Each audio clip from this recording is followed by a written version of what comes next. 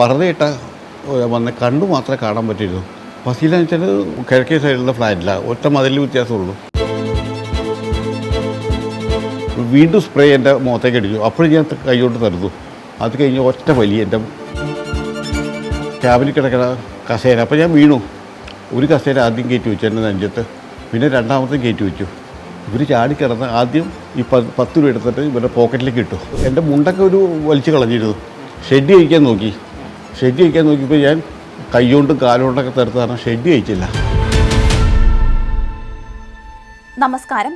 പർദ്ദ ധരിച്ചെത്തി മുളകുപൊടി സ്പ്രേ ചെയ്ത് പണവും ആഭരണവും കവർച്ച ചെയ്ത ഫസീല 75-കാരനോട് ചെയ്തത് കണ്ണില്ലാത്ത ക്രൂരതയാണ്.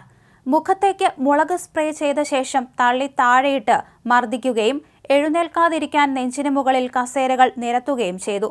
തനിക്ക് നേരിടേണ്ടി വന്ന ദുരവസ്ഥയെപ്പറ്റി പ്രീമിയർ ചിട്ടി ഫണ്ട് ഉടമ KN സുകുമാരമേനോൻ മറുനാടനോട് പ്രതികരിക്കുന്നു. എൻ്റെ ഓഫീസ് സ്റ്റാഫൊക്കെ 10 മണിക്കാണ് ഓഫീസിൽ വരുന്നത്. ഞാൻ 9 മണിയാകുമ്പോൾ ഏകദേശം 9 മണിയോട് ഓഫീസിലെത്തും. എന്നിട്ട് അന്നത്തെ സ്റ്റാഫിന് ചെയ്യേണ്ട ജോലികൾ എന്തൊക്കെയാണെന്ന് എൻ്റെ ലിസ്റ്റ് തയ്യാറാക്കും. അതുപോലെ സാധാരണ പോലെ ഞാൻ ചെന്നു.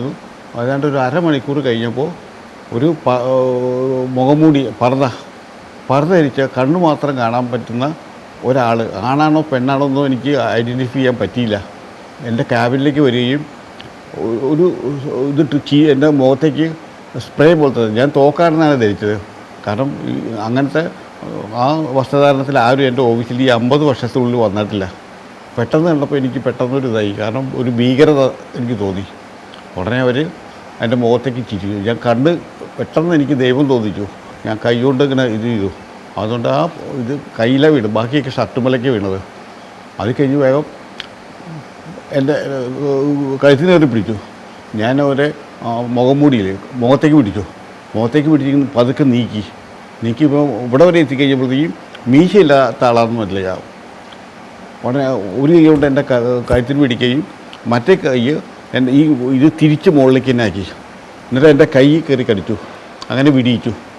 ഞാൻ കൈ വിട്ട ശേഷം നേരെ പർദ്ദയുടെ മുകളിൽ കഴുത്തിൻ്റെ ഭാഗത്ത് കയറി മുറുക്കെ പിടിച്ചു. വിടിയിക്കാനായിട്ട് കുറേ ശ്രമിച്ചു അവർ. അപ്പോൾ എനിക്ക് ആണാണോ പെണ്ണാണോ നമുക്കൊന്നും അറിയില്ല. ആണാണെന്നാണ് എൻ്റെ സങ്കല്പത്തിൽ. പെണ്ണ് ചെയ്യുന്നത് നമുക്ക് പ്രതീക്ഷയില്ലല്ലോ. അത് കഴിഞ്ഞാൽ ഒരു 10 മിനിറ്റോളം ഞങ്ങൾ തമ്മിൽ മല്ലയുദ്ധം നടത്തി. ലാസ്റ്റ് എന്നെ തട്ടി താഴത്തേക്ക് ഇട്ടു. ക്യാബിൽ നിന്ന് ചെറിയ മുറിയാണ്. എന്നെ തട്ടി താഴത്തിട്ടു. അതോടുകൂടി ഈ കക്ഷിയും എൻ്റെ മേത്തേക്ക് വീണു. ഞാൻ പിടിവിട്ടുണ്ടായിരുന്നില്ല. അത് കഴിഞ്ഞ് കൊതറി ഒരു 2 മിനിറ്റ് അങ്ങോട്ട് പിടിയുമ്പോൾ കഴിഞ്ഞപ്പോൾ കൊതറി മാറിയിട്ട് വേഗം അവിടെ ക്യാബിനിൽ കിടക്കുന്ന കസേര. അപ്പോൾ ഞാൻ വീണു. ഒരു കസേര ആദ്യം കയറ്റി വെച്ചു എൻ്റെ നെഞ്ചത്ത്, പിന്നെ രണ്ടാമത്തെ കയറ്റി വെച്ചു. അത് കഴിഞ്ഞിട്ട് ഞാൻ നേരെ എൻ്റെ ടേബിളിൽ ചവിട്ടിയിട്ട് ക്യാഷിൻ്റെ അവിടെ ഇരുന്നു, ഞാൻ ഇരിക്കുന്ന സീറ്റിലേക്ക്. അപ്പോൾ രാവിലെ ഞാൻ തലേ ദിവസത്തെ കളക്ഷനിൽ ഒരു 10,000 രൂപ പഴയ നോട്ടുകളായിരുന്നു, 100 രൂപ ഇതൊക്കെ. അത് ഞാൻ റബ്ബർ ബാൻഡിലിട്ട് എൻ്റെ ടേബിളിൽ ഫ്രണ്ട് വെച്ചിട്ടുണ്ടായിരുന്നു. അപ്പോൾ സ്റ്റാഫ് വന്നാലേ എനിക്ക് സ്റ്റേറ്റ്മെൻറ്റ് കിട്ടുള്ളൂ എത്ര ബാങ്കിൽ അടയ്ക്കുന്നുള്ളത്. അപ്പോൾ എൻ്റെ സൂട്ട് കേസിൽ ക്യാഷ് ഉണ്ടായിരുന്നു. അപ്പോൾ ഓഫീസിൽ ക്യാഷ് വെച്ചിട്ട് പോകാറില്ല. ഞാൻ വീട്ടിലേക്ക് കൊണ്ടുവരും, രാവിലെ കൊണ്ടുവരും. അപ്പോൾ അവിടെ ഞാൻ ഒരു വലിപ്പം കൂടാണ്ട് വേറൊരു വലിപ്പമുണ്ട്, അതിൽ ബുക്കുകളൊക്കെ വയ്ക്കുന്നത്. അപ്പോൾ ഞാനൊരു സ്പേസ് ഇട്ടിട്ടുണ്ട് എൻ്റെ ഇത് കയറ്റി വയ്ക്കാനായിട്ട്, ഈ ക്യാഷിൻ്റെ ബാഗ് കയറ്റി വയ്ക്കാനായിട്ട്. എന്നിട്ട് സൂട്ട് കേസ് അവിടെ മാറ്റി വയ്ക്കും. വൈകുന്നേരം പോരാൻ നേരത്താണ് ഇതെടുത്ത് ഇതിലേക്ക് വയ്ക്കുന്നത്. ഇവർ ചാടിക്കിടന്ന് ആദ്യം ഈ 10 രൂപ എടുത്തിട്ട് ഇവരുടെ പോക്കറ്റിലേക്ക് ഇട്ടു. അത് കഴിഞ്ഞ് ഇത് വലിപ്പ് വലിച്ചപ്പോഴത്തേക്ക് അതിൽ 5-ൻ്റെ തുട്ടുകൾ മാത്രമേ ഉണ്ടായിരുന്നുള്ളൂ. അതവിടെ തുറന്നതിന് ഇട്ടിട്ട് അടിയിലത്തെ നോക്കി. അപ്പോഴത്തേക്കും ഇവിടുന്ന് രക്ഷപ്പെടാനുള്ള കക്ഷിക്ക് ഇതാണ്, ആരെങ്കിലും വന്നാലോ സ്റ്റാഫ് എത്തുമോ. അപ്പോഴത്തേക്ക് ഏതാണ്ട് ഒരു 10 മിനിറ്റുള്ള ഇത് കഴിഞ്ഞല്ലോ. അപ്പോൾ രക്ഷപ്പെടാനുള്ള മാർഗ്ഗമായി. അപ്പം വലിച്ചു നോക്കിയപ്പോൾ കണ്ടില്ല. ഈ ബുക്കിൻ്റെ സൈഡിലായതുകൊണ്ട് എൻ്റെ ധാരണ അവർ കൊണ്ടുപോയിന്നാണ് ധരിച്ചത്. അത് പിന്നെ പോലീസ് വന്നതിന് ശേഷമാണ് എത്ര നഷ്ടപ്പെട്ടു എന്ന് നോക്കാം. മാല പെട്ടിട്ട് ചാടി ഇപ്പുറത്തേക്ക് എടുത്തു. അപ്പം ഞാൻ ഇങ്ങനെ എണീക്കാൻ നോക്കിയിട്ട് പറ്റണില്ല. വീണ്ടും സ്പ്രേ എൻ്റെ മുഖത്തേക്ക് അടിച്ചു. അപ്പോഴും ഞാൻ കൈകൊണ്ട് തരുന്നു. അത് കഴിഞ്ഞ് ഒറ്റ വലി എൻ്റെ മാല വലിച്ചിട്ട് വലി പൊട്ടി. ക്യാബിൻ ലോക്ക് ചെയ്യാൻ നോക്കി. അപ്പോൾ ക്യാബിനിൽ താക്കോലൊന്നും വെച്ചിട്ടില്ല. അപ്പോൾ വലിച്ചടച്ചു.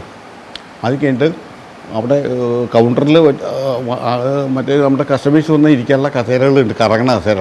ആ 4 കൊണ്ട് ക്യാബിൻ്റെ മുമ്പിലിട്ടു. അപ്പോൾ എനിക്ക് എന്നെ ബ്ലോക്ക് ചെയ്തു ഇറങ്ങാതിരിക്കാൻ വേണ്ടി. അപ്പം ഞാൻ അതിനിടയ്ക്ക് എങ്ങനെയൊക്കെ ഈ 2 കസേരയും മാറ്റി. അപ്പോൾ എൻ്റെ മുണ്ടൊക്കെ ഒരു വലിച്ച് കളഞ്ഞിരുന്നു. ഷെഡ് കഴിക്കാൻ നോക്കിയപ്പോൾ ഞാൻ കൈകൊണ്ടും കാലുകൊണ്ടൊക്കെ തടുത്ത് കാരണം ഷെഡ് കഴിച്ചില്ല. അത് കഴിഞ്ഞ് ഞാൻ പതുക്കെ എഴുന്നേറ്റ് ചെയ്തപ്പോഴത്തേക്കും ഇത് തുറന്ന് പതുക്കെ ചെന്ന് കഴിഞ്ഞപ്പോഴത്തേക്കും തിരിച്ചു വന്നു. അതൊരു ഒക്കെ ആക്ഷനായിരുന്നു, ഒന്നും സംസാരിച്ചിട്ടില്ല.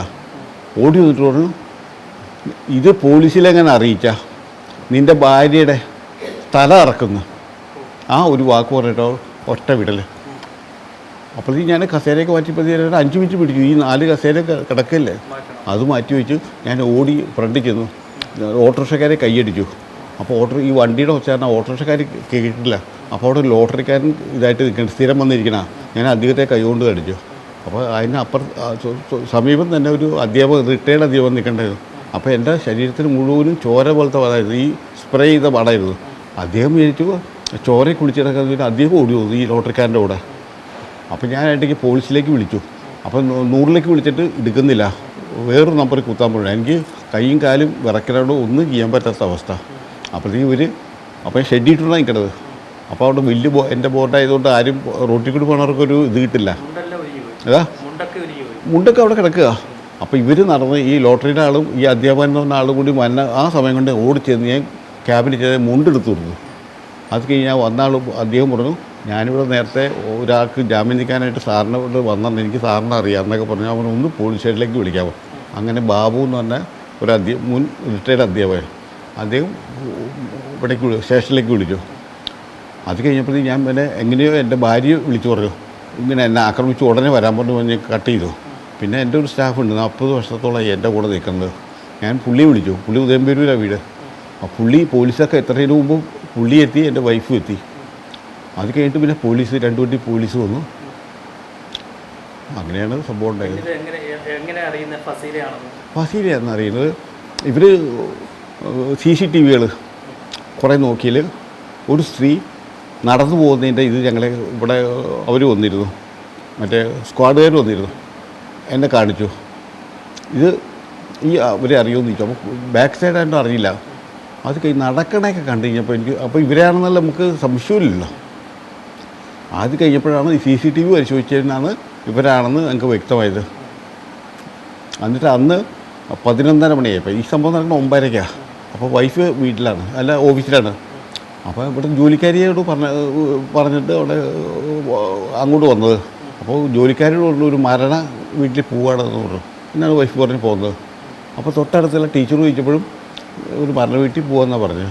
അയൽപക്കത്ത് 2 വീട്ടിൽ അങ്ങനെ പറഞ്ഞു. നടന്നു പോയപ്പോൾ അവർ ചോദിച്ചപ്പോൾ, കാരണം വൈഫിനോട് എത്താനുള്ള തിരക്കായിരുന്നു. അപ്പോൾ ഇങ്ങനെ പറഞ്ഞത് ഇവർ 11:30 മണിയായപ്പോഴത്തേക്കും അവിടെ നിന്നു. എന്നിട്ട് ഈ മതിലിൻ്റെ അവിടെ ചോദിച്ചു അമ്പിയാൻറ്റി എവിടെ പോയി ചോദിച്ചു. അപ്പോൾ ഇങ്ങനെ എന്തോ മരണ വീട്ടിൽ പോയിരിക്കുകയെന്നാണ് പറഞ്ഞത്. ഉടനെ ആ ടീച്ചറോട് വിളിച്ചു. ടീച്ചർ ഇവർ വെപ്രാളം കാണിക്കേണ്ട ആവശ്യമില്ലല്ലോ, അതൊക്കെ പിന്നീടാണ് നമ്മൾ അറിയുന്നത്. ആ ടീച്ചറെ വിളിച്ചു, ഷീല ടീച്ചറെ ഇങ്ങനെ അമ്പിയാൻറ്റി എവിടെ പോയി അറിയില്ല, എന്നോടും പറഞ്ഞില്ല. ഇങ്ങനെ കൈയോട്ട് ഇങ്ങനെ കാണിച്ചിട്ട് പോയി എന്ന് പറഞ്ഞു. മറ്റൊരു നെയ്ബറോട് ചോദിച്ചപ്പോൾ അവർ പറഞ്ഞു എന്തോ ഒരു മരണ വീട്ടിൽ പോകണമെന്നാണ് പറഞ്ഞതെന്ന് പറഞ്ഞു. ഇതാണ് സംഭവം ഉണ്ടായത്. എന്നിട്ട് അന്ന് വൈകുന്നേരം വന്നപ്പോൾ വൈഫ് അറിയില്ലല്ലോ, വൈഫിനും അറിയില്ലോ ഈ സംഭവം. വൈഫ് അവരോടെന്ന് പറഞ്ഞു, കാരണം തൊട്ടടുത്താണ്, ഇവർ തമ്മിൽ വലിയ ഇതാണ്. എന്ന് പറഞ്ഞു ഇങ്ങനൊരു സംഭവം ഉണ്ടായി. ഇങ്ങനെ പറഞ്ഞിട്ട വന്ന കണ്ടു മാത്രമേ കാണാൻ പറ്റിയിരുന്നു. ഫസീലെന്ന് വെച്ചാൽ തൊട്ടാണ് ഫ്ലാറ്റിൽ വന്ന് താമസിച്ചു. ഞങ്ങളുടെ കിഴക്കേ സൈഡിലുള്ള ഫ്ലാറ്റിലാണ്, ഒറ്റ മതിലിൽ വ്യത്യാസമുള്ളൂ. അതിൽ 3 ഫ്ലാറ്റാണുള്ളത്. അപ്പോൾ മുകളിലത്തെ നിലയിൽ നിന്ന് അപ്പോൾ താഴത്തെ എപ്പോഴും വന്ന് നിൽക്കുകയും വൈഫായിട്ട് സംസാരിക്കുകയും. അപ്പോൾ അത്യാവശ്യം ഫിഷും ചിക്കനോ അങ്ങനെ ആവശ്യം വന്നാൽ പറഞ്ഞു ആൻറ്റി പോകണ്ട, ഞാൻ മേടിച്ചു തരാമെന്ന് പറഞ്ഞിട്ട് പോയി മേടിച്ചു തരുന്നു. മതിലിൽ കൂടി തന്നെ തിരിച്ചു കൊടുക്കും. ആയിരുന്നു. നമുക്കറിയില്ലല്ലോ ഇങ്ങനെ ഉള്ള ചതിയാണ് അവർ പ്ലാൻ ചെയ്തതെന്നും അറിയില്ലല്ലോ. ഇപ്പോൾ അതിന് കുഴപ്പമൊന്നുമില്ല. എൻ്റെ മുട്ട് പൊട്ടി, നെറ്റി ഒന്ന് മുഴച്ചു വന്നു, പിന്നെ കാലിൽ ചവിട്ടു, കുറച്ച് നീരുണ്ട്, അതും പറ്റിക്കൊണ്ടിരിക്കുന്നുണ്ട്. സ്ക്വാഡിലുണ്ടായിരുന്ന ബൈജു സാറും പോൾ സാറും അവരോടുള്ള കടപ്പാട് ഒരിക്കലും മറക്കാൻ പറ്റില്ല. എല്ലാവരോടും സർക്കിൾ ഉൾപ്പെടെ വളരെ ഇതായിട്ട് സഹകരിച്ചു. ഈ പ്രതിയെ കണ്ടുപിടുത്താനായിട്ട് എല്ലാ പിന്തുണയും എനിക്ക് തന്നു. ഞാൻ പെട്ടെന്നുള്ള ഷോക്കിൽ നിന്ന് അവരുടെ വിവരം കൊണ്ടാണ് ഞാൻ ഇത് ചെയ്തത്. കാരണം ഞാൻ ഈ പ്രസ്ഥാനം തുടങ്ങിയിട്ട് 50 വർഷക്കാലം ഇതുവരെ ഇങ്ങനത്തെ ഒരു അനുഭവം ഉണ്ടായിട്ടില്ല.